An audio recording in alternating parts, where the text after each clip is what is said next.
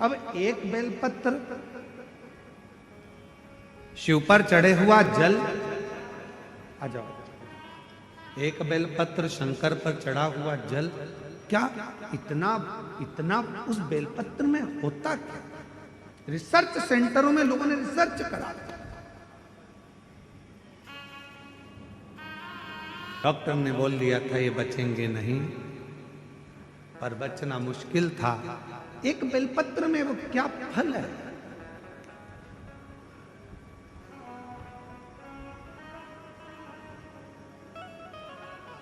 एक रिसर्च में निकला कि सियोर वाला महाराज कहता है कि एक बेलपत्र शंकर जी पे चढ़ी हुई खाओ, शिव जी पे चढ़ा हुआ जल पियो, उसका आखिर लोगों की स्वास्थ्य में कैसे लाभान्वित हो रहा। तब निकला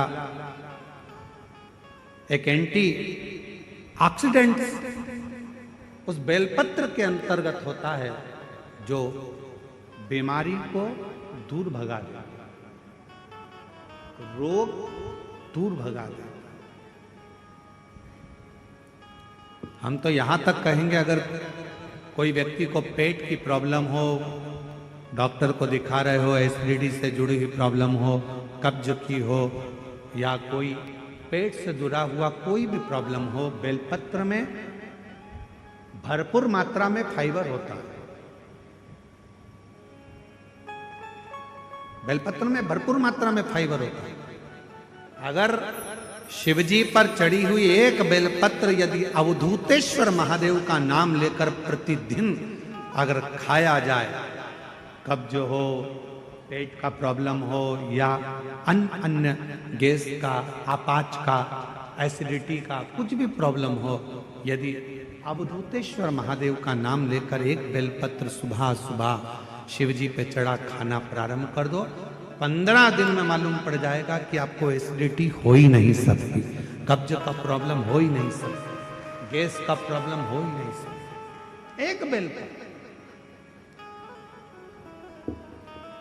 क्योंकि बेलपत्र के एक पत्ते में भी फाइबर की मात्रा बहुत ज्यादा मात्रा में होती है, भरपूर मात्रा में फाइबर बेलपत्र में होता है। क्या है बेलपत्र?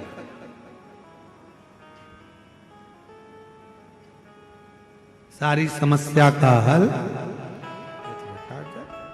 शिव जी के एक लोटा जल में क्या है?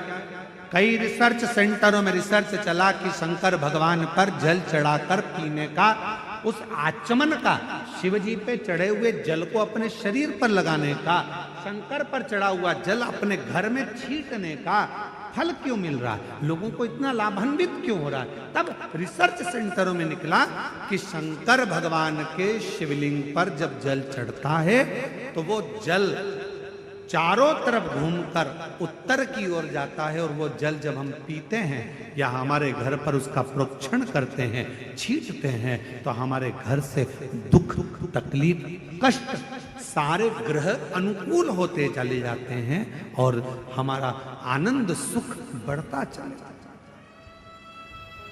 बढ़ता चले जाता है।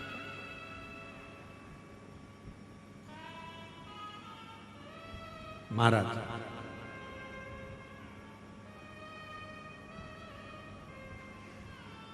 नौकरी में उम्र की सीमा होती है, इतनी उम्र वाला ही नौकरी कर सकता है। परीक्षा में समय की सीमा होती है कि इतने समय में ये एग्जाम क्लियर करना है, इतने समय में पेपर देना है। नौकरी में उम्र की सीमा होती है, परीक्षा में समय की सीमा होती है। गाड़ी में गति की सीमा होती है कि इससे ज्यादा मत चढ़ाना।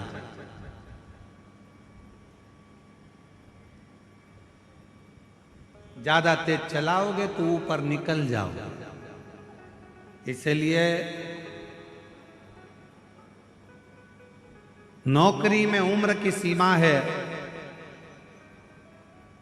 महाराज परीक्षा में समय की सीमा है, गाड़ी में गति की सीमा है, पर मेरे शंकर भगवान की अविरल भक्ति की कोई सीमा नहीं है, शिव की करुणा की कोई सीमा नहीं है, शिव की दया की कोई सीमा।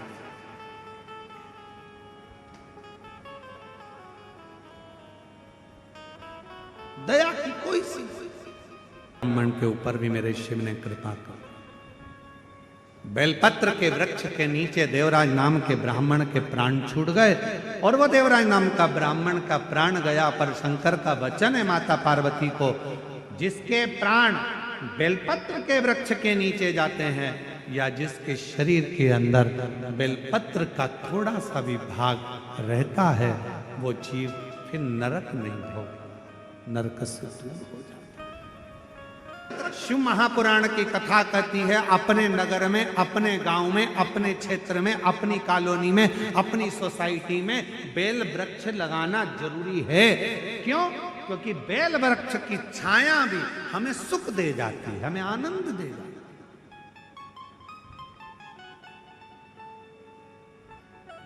कोई बहुत बड़ा रोग भी अगर हो जाए और बेलपत्र की छांव में अगर कोई थोड़ी थोड़ी देर रोज बैठे, प्रतिदिन बैठे, उस रोग से निवारण हो।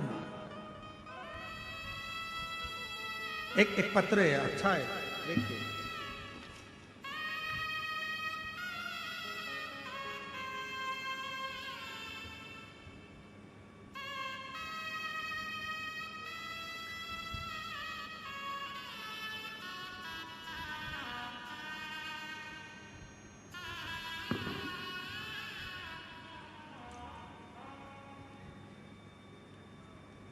छांव में देवराज चला जाता है, प्राण छूट जाते हैं, मर गया, चले गया, इतना पाप कर्म करा था कि उसको तो नरक भोगना था, गलत जगह पर दिन रात पड़ा रहता था, वेश्यावृत्ति में, मदिरा पान में, जुए में, मांसाहार में और गलत गलत संगत करता था, उसको तो नरक भोगना था। पर बेलपत्र की छांव में प्राणों को त्यागा तो वो बेलपत्र की छांव में मर गया, प्राणों को त्याग दिया, तो शंकर भगवान उसके लिए नंदी लेकर,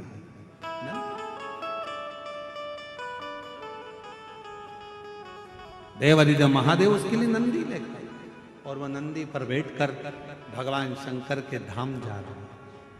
चलते चलते उस देवराज जीवात्मा ने पूछ लिया बाबा देवादिदेव महादेव जी से, मैंने कोई अच्छा कर्म नहीं करा, मैंने कोई अच्छा कार्य नहीं करा, ब्राह्मण के घर में जन्म लेने के बाद भी मैंने ना संध्या करी, ना वंदन करा, ना प्रार्थना करी, ना आराधना करी, उसके बाद भी मुझे आप कैलाश धाम लेकर जा रहे हो, नंदी पर बिठाकर लेकर जा रहे हो, मैंने पुण्य कौन सा करा?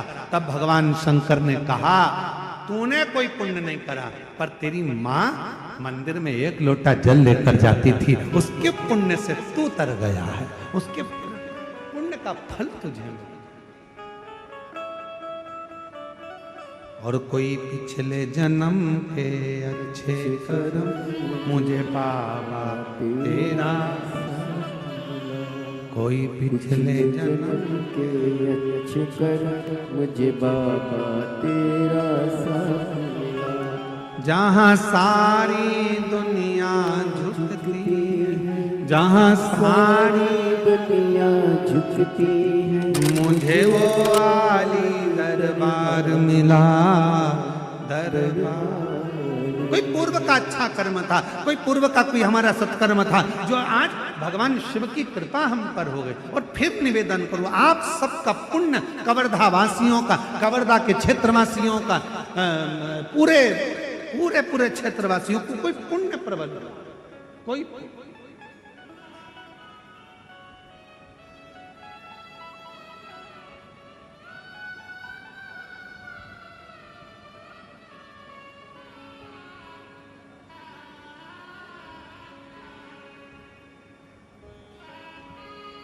पहले का सारा काम व्यवहार से होता था, आज का सारा काम व्यापार से होता है। पहले व्यवहार काम करता था, भैया जी ये छोटा सा काम है, कर दोगे क्या?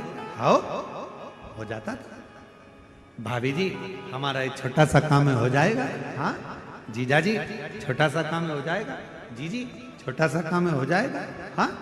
पहले के समय में कितना भी काम आ जाए व्यवहार से हो जाता था, इतना प्रेम होता था लोगों के आपस में, इतना व्यवहार होता था कि एक दूसरे का काम, तुम हमारा ये काम कर देना, हम तुम्हारा ये, व्यवहार में। आज के समय में तो व्यापार हो गया, परिवार में भी भाई भाई का कोई काम करता है तो सोचता है इसमें कमाई कैसे होगी, बहन भाई का कोई काम करती है तो मेरा इनकम कैसे होगा, रिश्तेदार का कोई काम करता है तो मेरी आवक कैसे होगी, पहले सोचता है व्यापार कैसे होगा, कमाएंगे कैसे, प्राप्त क्या होगा, क्या मिलेगा।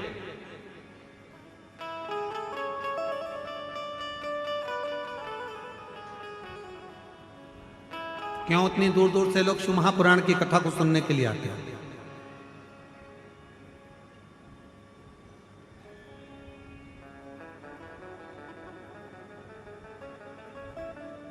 इतनी दूर दूर से क्यों शंकर की कथा के लिए लोग आते हैं? ये छोटे से गांव में, कवर्धा का एक ये छोटा सा गांव है, इस छोटे से गांव में ये लाखों की संख्या में, हजारों की संख्या में शिव भक्त पहुंच जाए। जरा विचार करिए, क्यों आ जाते हैं, किस लिए आते हैं? क्योंकि उनको मालूम है 5 दिन की शिव पुराण की कथा सुनेंगे, 3 महीने के अंदर जो पंडाल में बैठकर मांगेंगे, मेरा शंकर 3 महीने में आकर देकर चला जाए।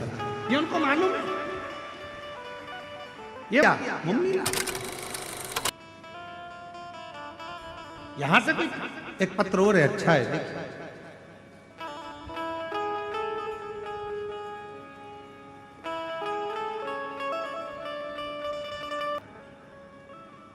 विश्वास, भरोसा, और वो भरोसा कोई साधारण नहीं, वो भरोसा।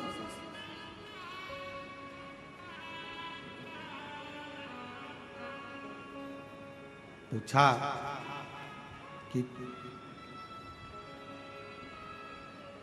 ये बताओ कि मैंने तो पाप ही पाप करा है सारा, सब कोई अच्छा कर्म नहीं करा। देवराज बोलते हैं सब पाप कर्म किया, फिर मुझे ये आप नंदी पर बिठाकर कैलाश लेकर जा रहे हो, ये क्यों? तो कहा तुम्हारी माता ने जो 1 लोटा जल चढ़ाया है, ये उसी का पुण्य, उसी का।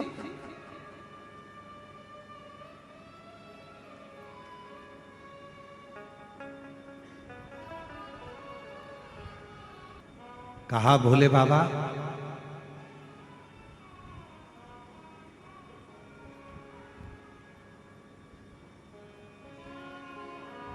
यदि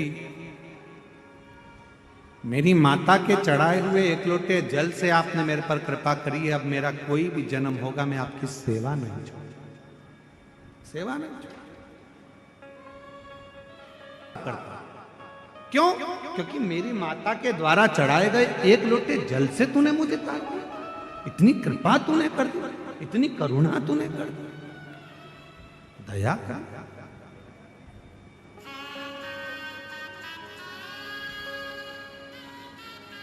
इतनी कृपा तू करता, मेरी माता ने जल चढ़ाया और तूने मुझे पार लगा दिया, इससे बढ़कर पुण्य क्या हो सकता?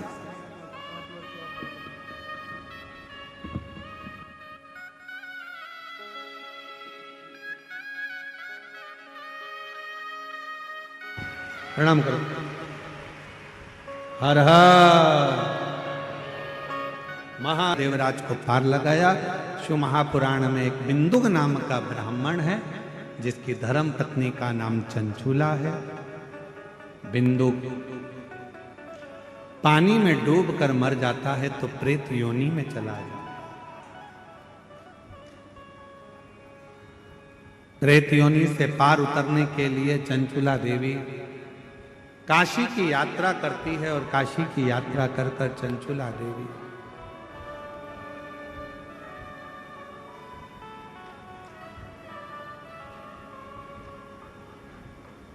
प्राणों को काशी में ही त्याग देती है, तो मां जगत जननी पार्वती जी की सहेली बन जाती है।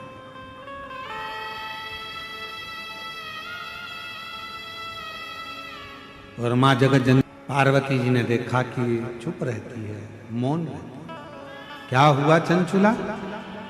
मेरा पति प्रेत योनि में पड़ा है, उसकी मुक्ति नहीं हुई, उसका मोक्ष नहीं हुआ। केवल एक शिव महापुराण की कथा, अगर कोई अधोगति में मर गया, कोई नारी का गर्भ है, 2 महीने का, 4 महीने का, 6 महीने का, 8 महीने का, 9 महीने का, कोई बच्चा गर्भ में मर जाता है, शांत हो जाता है। कोई बच्चा जन्म लेकर कुंवारा मर जाता है, कोई बच्चा 6 महीने का, 4 महीने का पेट के अंदर ही शांत हो जाता है। अगर कोई गांव में, खेड़े में, नगर में, मोहल्ले में, कॉलोनी में, सोसाइटी में, कहीं पर भी, शहर आदि में कोई बच्चा गर्भ में भी अगर चला गया, कोई कुंवारी अवस्था में चले गया, और शिव महापुराण की कथा की आवाज यदि उस नगर में, शहर में, कॉलोनी में, मोहल्ले में पड़ भी जाती है तो वो नारी के गर्भ से जो बच्चा मरा है वो भी तर जाता है, मोक्ष पा जाता है, वो भटकता नहीं है, वो भटकता नहीं। बिंदु को मोक्ष कैसे मिले? चंचुला देवी से कहा मां पार्वती जी ने कि तुम एक काम करो, शिव महापुराण की कथा करवा। देवर्षि नारद से प्रार्थना करी, नारद जी ने कथा सुनाने से मना करा। तब तुमरुका जी से कहा, और तुमरुका जी भगवान शंकर के ऐसे भक्त हैं जो कथा श्रवण कराने के लिए आतुर हो गए। तुमरुका जी ने हाँ कह दी कि मैं इस बिंदु को कथा सुना। पर कथा का यजमान कौन बना? कथा का यजमान पद किसको ग्रहण कराया? और शिव जी की कृपा हो गई। चंचुला देवी ने भगवान देवाधिदेव महादेव और मां पार्वती से जजमान बनने की विनती करी। शिव जी ईसर जी बने, पार्वती जी गौरा जी बनी। गणा और गौर बनकर शंकर पार्वती जी शिव महापुराण के यजमान बनते हैं। ईसर जी गौरा जी आ रहे हैं, जोरदार ताली बजाकर उनका स्वागत करिए ईसर जी गौरा जी का। ईसर जी गौरा जी बनकर भगवान शिव पार्वती जी कथा के यजमान बनते हैं।